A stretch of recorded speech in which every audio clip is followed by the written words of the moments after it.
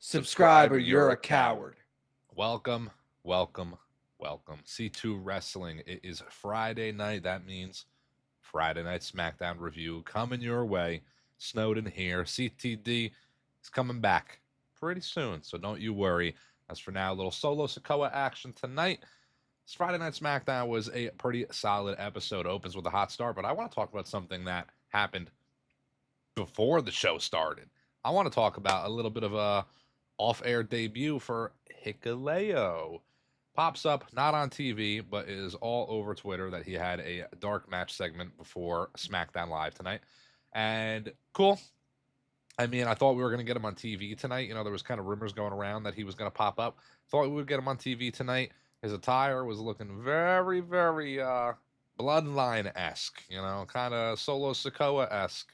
Tama Tonga, Tongaloa, very similar type fit for Hikuleo. So looking forward to see where he goes. I'm imagining they pair him up with Solo Sikoa and JC Mateo, but we'll see.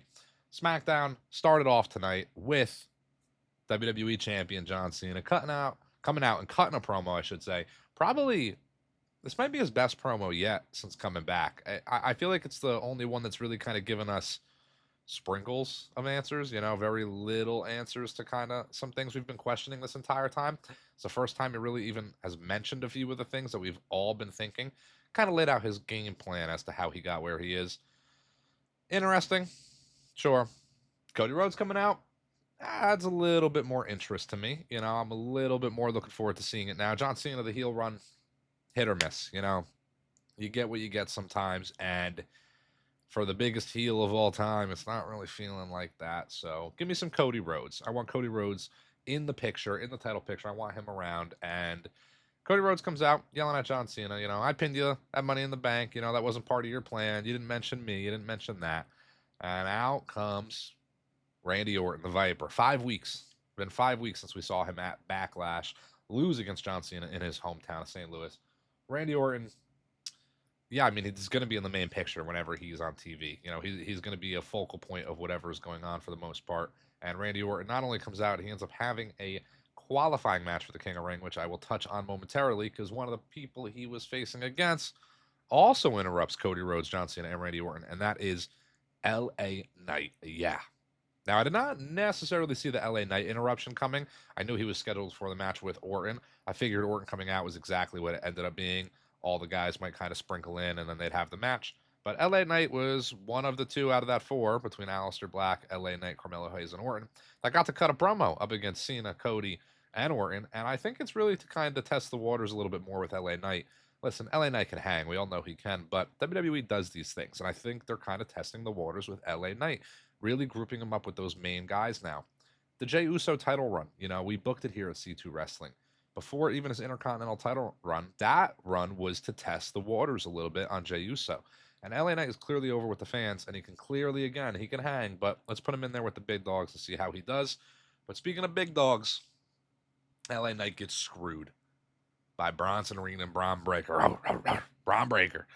You know, expected. I mean, I saw this coming. He screwed the match last week, or not last week, but a few days ago on Monday Night Raw. He screwed Bronson Reed out of his match, or Braun Breaker, rather. Jesus Christ, I'm all over the place. I'm hyped because, you know, Friday Night SmackDown, baby. But LA Knight gets screwed.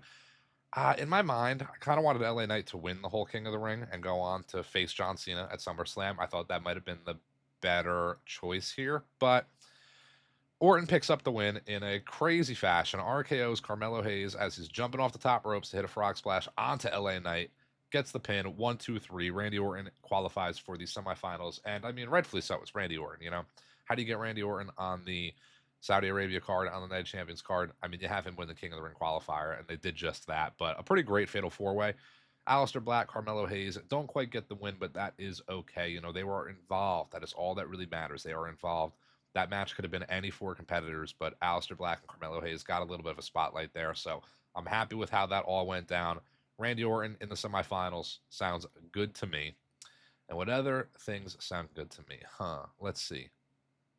Fatu. All right, when that music hits every time, I love me some Jacob Fatu. He's probably, man, right alongside Braun Breaker and Bronson Reed and Seth, the new faction. That's probably my favorite thing going in wrestling right now is just Jacob Fatu as a whole.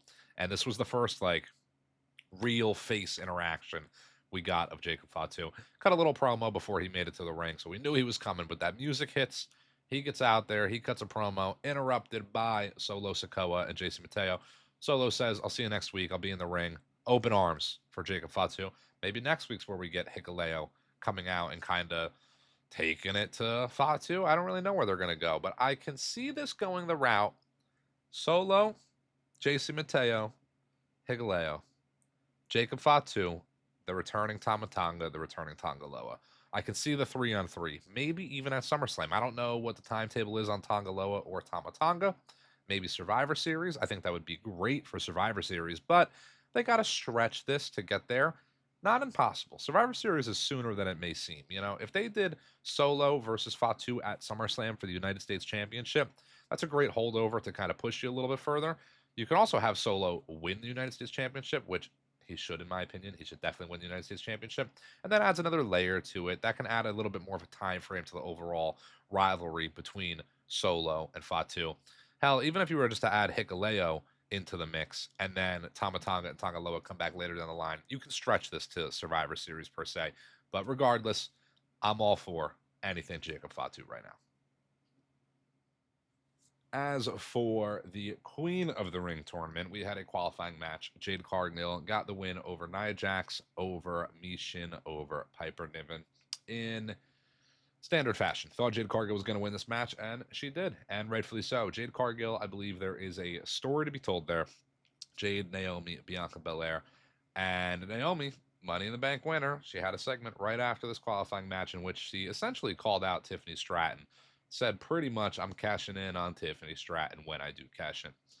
I hope it's sooner rather than later. I think they need to kind of freshen up the SmackDown Women's Division a little bit, so I hope they have her cash in fairly soon, but I'm not quite sure. There is a story to be told there with Naomi, Jade, and Bianca, though. That triple threat at SummerSlam, you would think would be for the championship, but I don't know if they can get there by SummerSlam without having Tiffany in the mix. She is the current champion, so I can see them kind of pushing it off until, say, WrestleMania. WrestleMania 42, Naomi maybe goes in as champion. She wins the belt off Tiffany after cashing in at, say, the Rumble. I'm not quite sure, but Naomi goes in as champion. Jade gets a match. Maybe Jade wins the Rumble. Bianca finds herself in the match as well. Those three women main event night one, WrestleMania 42, Jade Cargill versus Naomi versus Bianca Belair. I mean, what else do you do? You know, that's kind of the vision, I feel like. I mean, listen, quote me when that happens, because you heard it here on C2 Wrestling first. But Queen of the Ring is shaping up. Another qualifier we'll get to a little later on. But we did have some tag team action. The Motor City Machine Guns took on the Wyatt Six, Dexter Loomis and Joe Gacy, and the Wyatt Six win. Sure, fine match, whatever. Move it along a little bit. Wyatt Six getting added to the tag division is great for the tag division. It adds a little bit of flavor to a division that is fantastic, but they've all kind of faced already. So I would like to see the Wyatt Six honestly win the tag titles. I think that's the best thing they can really do for that tag division. That's how you get maybe more eyes looking in on that SmackDown tag division. I mean, Wyatt Six hasn't been back for a whole while. They did not get a crazy pop tonight. You know, they got to kind of reinvigorate the crowd a little bit with the Wyatt Six, but I think putting the titles on them could help. I just do got to ask, where's Pretty Deadly? I want me some Pretty Deadly. Throw them in the mix. Why are they not involved like all these other teams are? The Garzas at least have things going on with AAA and whatnot. They've been around, but Pretty Deadly, where are they at? I'm just curious. But now, you know, this video is already 7 minutes, 8 minutes long or so you might be wondering, son of that, how did you not mention R-Truth attacking John Cena earlier in the show? And that's because R-Truth attacked John Cena twice tonight. John Cena, after his little back and forth with Randy Orton, with Cody Rhodes, with LA Knight, as he's leaving the ring earlier in the show, Ron Killings attacks John Cena. Love to see it. Ron Killings, man, that promo on Monday, cutting his hair and everything about it. I'm in love with it right now, so I want more Ron Killings. John Cena had a backstage segment yelling at Aldis. Later on says, I'm going out to the ring. I'm calling out Truth. Give me Truth. Gets out there, and none other than the pipe bomb man himself, CM Punk, interrupts and cuts another CM Punk promo. Fantastic 10 out of 10 promo between these two guys. And you know, CM Punk pulled the kind of lateral of, you sound a lot like CM Punk. I sound a lot like John Cena, PG John Cena.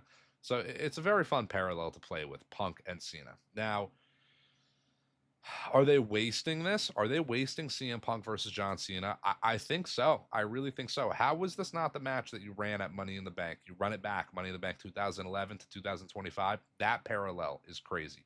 If it's not going to be at Money in the Bank, how are you not doing this at SummerSlam? What's bigger than this at SummerSlam? Is Orton or somebody or Cody or LA, are they going to win King of the Ring and just challenge Cena to a match at SummerSlam? Is it going to be that simple? I mean, CM Punk versus John Cena is money.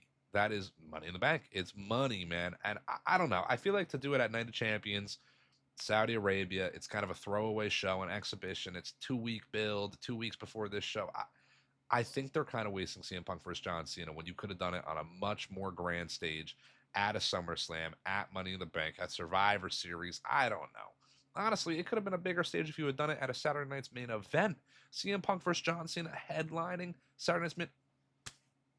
How do you not tune into NBC for that? I mean, I don't know. Maybe the Saudi Arabia was asking for Punk, and this is what they're giving us. I really am uncertain on how I feel about this. That's a lie. I am pretty certain that I'm not a fan of them running this match at Night of Champions, but we got to take what we can get. I said that a little bit earlier, and at least we are getting CM Punk versus John Cena. Cena has not done a whole lot in this retirement run of his, so we are at least getting something a little bit more special here, being that they're bringing back this Cena and Punk rivalry. So it's fun to watch.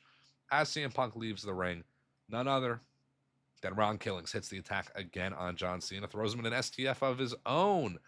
And then after that, we get a little bit of a backstage segment. All this confronts R-Truth, in which Truth challenges a match next week, John Cena versus Ron Killings. All this approves. So we'll see where they go. I think Cena's going to delay it next week. Cena might show up, but I didn't say yes to this. I'm not having a match with you. I'm the champion. We're not fighting here. I think they'll push it to an upcoming Saturday night's main event, and they'll run it back. John Cena versus Ron Killings.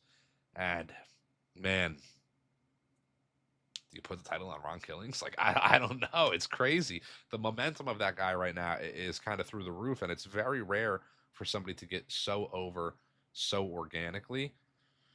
How do you not do it? How do you not strike when the iron is hot? It's tough sometimes to make that call. I don't know. I don't think they're going to do it. I don't think Ron Killings is going to get a WWE championship run. But, man, that pop, that'd be an all-time moment if Ron Killings gets the pin over John Cena. But Ron Killings, what is he? 53 years old. Nothing against him. He looks incredible, moves incredible, talks incredible. But that win over John Cena is meant for a bigger picture, I think. And, some might go, oh, Cody Rhodes, he already won the belt. How big of a picture can that be? Yeah, but Cody Rhodes is the merch seller. Cody Rhodes is their guy right now. But I think there's a